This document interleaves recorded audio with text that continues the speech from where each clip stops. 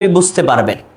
প্রথম কথা হলো একজন মুমিনের গুণ হলো সুন্নাতের উপর আমল করা এবং বিদআতকে বর্জন করা। এটা মুমিনের গুণ। এই গুণ যে অর্জন করতে পারে নাই, মুমিনের একটা বড় বৈশিষ্ট্য থেকে সে বঞ্চিত। রমজান মাস এসেছে আমল নিয়ে, আমল করা যেমন জরুরি, বিদআত বর্জন করাটাও সমানভাবে জরুরি। এখন একটা সুন্নাত জানার পরে আপনি সম্ভব হলে আমল করবেন, সম্ভব না সুন্নাতটা ছেড়ে দিলেন, কিন্তু তদস্থলে বেদাত আপনি বসাতে পারবেন না। দেখুন, রমজান মাস সুন্নাতের উপর আমল করা যেমন একজন মুমিনের কাজ, বেদাতকে বর্জন করার কাজ, কিন্তু আমরা উল্টা করি, সুন্নাত তো করি না, আরো বেদাত পাল্লা দিয়ে করি। তার প্রমাণ সাহারিতে জাগরিত করার জন্য নবী সাল্লাল্লাহু আলাইহি ওয়াসাল্লাম একটা সুন্নতি ব্যবস্থা রেখেছিলেন, সেটা হলো সাহারির জন্য আজান দেওয়া। নবী সাল্লাল্লাহু আলাইহি ওয়াসাল্লাম বলেছেন, ইন্না বিলালান ইউআযযিনু বিলাইলিন ফাকুলু ওয়াশরাবু হাত্তা ইউনাদিয়া ইবনে উম্মে মাকতুম। বেলাল যখন ভোরবেলায় আজান দেয়, খাবার বন্ধ করবে না, খাবার চলবে, কারণ বেলাল আজান দেয় হলো মানুষকে সাহারিতে জাগরণ করার জন্য, সাহারি খাওয়ার জন্য, সাহারি বন্ধ করার জন্য না। যখন আব্দুল্লাহ ইবনে উম্মে মাকতুম আজান দিবে, স্টপ খাবার, কারণ তখন তিনি ফজরের আজান দিয়েছেন। তাহলে বোঝা গেল ফজরের আজান আবার সাহারির জন্য আজান, সাহারির জন্য আজান দেওয়া সুন্নাত। আমরা এই সুন্নাত পালন করি না, তদস্থলে বসাইছি বিদআত। ভাই, সাহারির সময় যে ঘুম থেকে ওঠেন, তারপরে কোরআন তেলাওয়াত, তারপরে গজল, এরপরে সঙ্গীত, এগুলো চলতেই থাকে। কোনো একজন আল্লাহর বান্দি যদি নিজের ঘরে তাহাজ্জুদের নামাজে বা নফল নামাজে বা তাওবার নামাজে দাঁড়ায়, বান্দি নামাজ পড়বে কি, ওই সাউন্ডে তার মনোযোগ ডাইভার্ট হয়। এরকম হয় নাকি হয় না? এগুলো স্পষ্ট বেদাত, যা সর্বতভাবে ত্যাগ করতে হবে। এই বেদাত বসছে কেন? সুন্নাত উঠে গেছে তাই। আমরা সুন্নাত জানি না।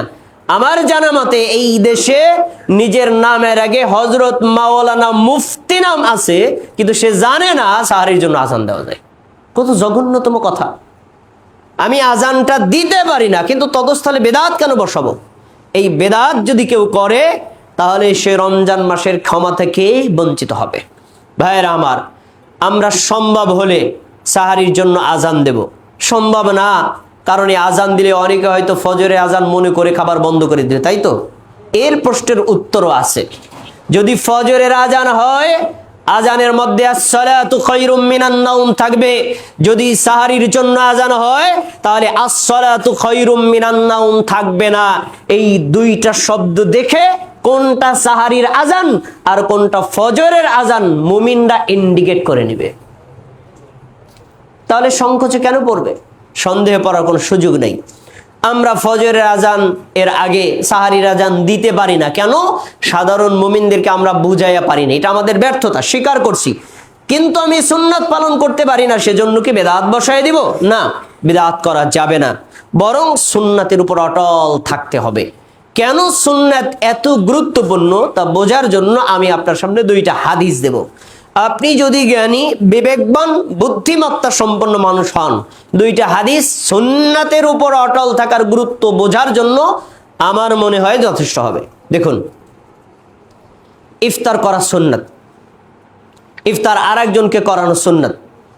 এই দুইটা সুন্নাতের ভ্যালু যত বেশি, ইফতার তাড়াতাড়ি করার ভ্যালু তার চেয়ে অনেক গুণ বেশি। তো আমরা ইফতার করি, আর একজনকে করাই, কিন্তু তাড়াতাড়ি করি না। যেই সুন্নাতের মান বেশি ওটা অবহেলা করি, আর যেই সুন্নাতের মান কম এটা গুরুত্ব দিয়ে করি। এবার হাদিস দেখেন, রাসূল সাল্লাল্লাহু আলাইহি ওয়াসাল্লাম বলেছেন, লা ইয়াজালুদ দীনু যাহিরান মা আজ্জালান নাসুল ফিতরা। ইসলাম ততদিন পর্যন্ত, পৃথিবীতে যত ধর্ম আছে, ইহুদি ধর্ম, খ্রিস্টান ধর্ম, বৌদ্ধ ধর্ম, অগ্নিপূজার ধর্ম, হিন্দু ধর্ম, সব ধর্মের উপর ইসলাম শক্তিশালী, পরাক্রমশালী থাকবে ততদিন, যতদিন মুমিনরা, মুসলিমরা তাড়াতাড়ি ইফতার করবে। দেখুন, সূর্য ডুবে গেছে, আপনি 5 মিনিট পরে ইফতার করেছেন, রোজা হয়নি? হয়ে গেছে, রোজা হয়েছে। কিন্তু আপনি 5 মিনিট, 2 মিনিট, 3 মিনিট দেরি করার কারণে এই ক্ষতিটা শুধু আপনার না, পুরো ইসলামের উপর এসে পড়েছে। অন্য সব ধর্ম ইসলাম ধর্মের উপর শক্তিশালী হয়েছে কেন? একটা সুন্নাত কেন ত্যাগ করলেন? আরেকটা হাদিস শোনেন, নবী সাল্লাল্লাহু আলাইহি ওয়াসাল্লাম বলেছেন, লা ইয়াজালুন নাসু বিখাইরিন মা আজ্জালান নাসুল ফিতরা। মুসলিম জাতি, মুমিন জাতি ততদিন পর্যন্ত কল্যাণের উপর, হেদায়েতের উপর থাকবে যতদিন পর্যন্ত মুমিনরা, মুসলিমরা তাড়াতাড়ি ইফতার করবে। দেরি করে ইফতার করেছেন, ক্ষতিটা আপনার পার্সোনাল না, পুরো মুসলিম জাতির। দেরি করে ইফতার করেছেন, আপনার একা ক্ষতি হলে তো ক্ষতিটা ছিল সিম্পল, কিন্তু পুরো মুসলিম জাতিকে আপনি লাঞ্ছিত করেছেন। তাহলে বোঝা যাচ্ছে একটা সিম্পল সুন্নাতের প্রভাব পুরো বিশ্বব্যাপী পড়ে, হাদিস তার দলিল। আরো জঘন্যতম কথা শুনবেন, এই মসজিদে যারা সালাত আদায় করতে আসেন তারা তো রাসূলুল্লাহ সাল্লাল্লাহু আলাইহি ওয়াসাল্লাম এবং সাহাবীদের দেখানো বিশুদ্ধ তরিকায় সালাত আদায় করেন। আপনারা এই বিশুদ্ধ তরিকায় সালাত আদায় করার কারণে অনেকে আক্রোশমূলক ভাবে বলে ওরা ইহুদির দালাল, খ্রিস্টানদের দালাল, এই জঘন্যতম শব্দ পর্যন্ত বলে। অথচ ইহুদির দালাল, খ্রিস্টান দালাল কারা তা হাদিসে স্পষ্টই বলা হয়েছে। তিনি বলেছেন, লিআন্নাল ইয়াহুদা ওয়ান নাসারা ইউআখিরুনা, জেনে রাখো যারা ইফতার দেরি করে যারা ইফতার দেরি করে ওরাই ইহুদিদের দালাল, ওরাই খ্রিস্টানদের দালাল। যারা তাড়াতাড়ি করে তারা ইহুদি খ্রিস্টানদের দালাল না, তারা রাসূলের দালাল, সাহাবীদের দালাল। তাহলে দেরি করে ইফতার করা মুমিনের গুণ না ইহুদির গুণ? দেরি করে ইফতার করা মুসলিমের গুণ না খ্রিস্টানদের গুণ? এজন্যই আমরা দেরি করি না, বরং মুমিন মুসলিমদের যে গুণ, সেই গুণ অনুযায়ী আল্লাহর নবী বলেছেন, গাবাতিশ শামসু ফাকাদ আফতারা সাইম, সূর্যের লাল গোলাকার যখনই ডুবে গেল ইফতার তখনই করতে হবে রোজাদারের। অন্ধকার হয়েছে কিনা দেখার কোনো দরকার নাই, আজান হয়েছে কিনা দেখার কোনো দরকার নাই, বরং তাড়াতাড়ি ইফতার করতে হবে। আমি দুইটা হাদিস আপনার সামনে কেন বলেছি দেখেন। ইফতার দেরি করে করেছেন, রোজা তো হয়েছে, কিন্তু দেরি করে করেছেন, ইফতার করেছেন, সুন্নাত হয়েছে, কিন্তু সুন্নাতটা তাড়াতাড়ি, ওই সুন্নাতটা হয় নাই। একটা সুন্নাত ত্যাগ করার কারণে পুরো মুসলিম জাতির ক্ষতি হয়েছে। তাহলে সুন্নাতের উপর অটল থাকা রমজান মাসে কি জরুরি কম না বেশি? আরো বেশি।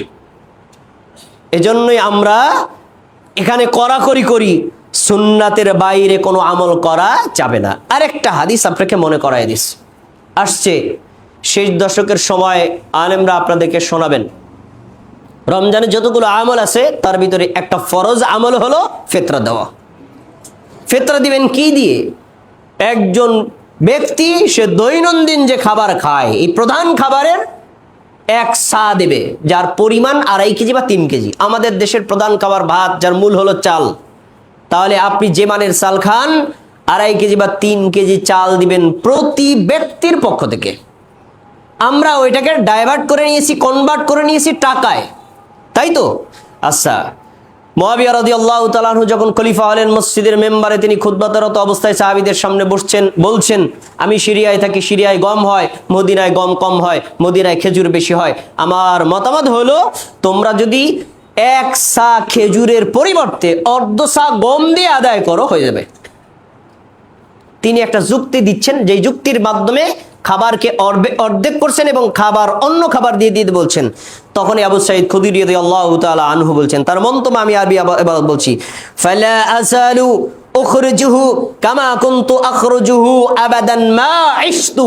আল্লাহর নবীর জামানায় আমি এবং আমরা, মানে সাহাবীরা, আমরা খেজুর, জব, পনির, কিসমিস, এই 4 প্রকার প্রধান খাদ্যবস্তু দিয়ে দিতাম। আমি যত দিন বেঁচে থাকি এগুলো দিয়ে দিব, অন্য কোনো খাবারে দিয়ে দিব না, আর অর্ধ সাও দিব না। আবু সাঈদ খুদরি রাদিয়াল্লাহু আনহু নবীর একজন সাহাবী, মুসলিম জগতের চতুর্থ খলিফা, তার চোখের সামনে, তার নাকের সামনে বলছেন, আমি নবীর জামানা থেকে যা করেছি তাই করব, কোনো চেঞ্জ করব না। তাহলে সাহাবী সুন্নাতের উপর অটল থাকার ব্যাপারে কত কঠোর ছিলেন, এই কঠোরতা শিক্ষা দিয়েছেন। আপনি যদি সাহাবীদের পদাঙ্ক অনুসারী হন এবং রাসূলের পদাঙ্ক অনুসারী হন, যাবতীয় যুগ থেকে পরিহার করে 1 সা করে খাদ্য দিয়ে ফিতরা দিবেন, কোনো যুক্তি ওখানে ঢুকাবেন না। এটাই হলো মুমিনের গুণ। তাহলে সুন্নাতের উপর আমাদেরকে সবাই এই রমজানে যতগুলো আমল করেন, ফরজ আমল করেন, সুন্নাত আমল করেন, নফল আমল করেন, প্রত্যেকটা আমল সুন্নাতের উপর করবেন। সুন্নাতেই বারাকাত, আর সুন্নাতের বাইরেই হলো অকল্যাণ। আল্লাহ তাবারাকা ওয়া তাআলা আমাদেরকে যাবতীয় আমলগুলো সুন্নাতের উপর অটল থেকে ঈমানের সাথে, ইহতিসাবের সাথে আমল করার তৌফিক দান করুন, আমিন। আল্লাহ, আপনি আমাদের জুমার খুতবাকে কবুল করে নিন, আমাদের সালাতকে কবুল করুন।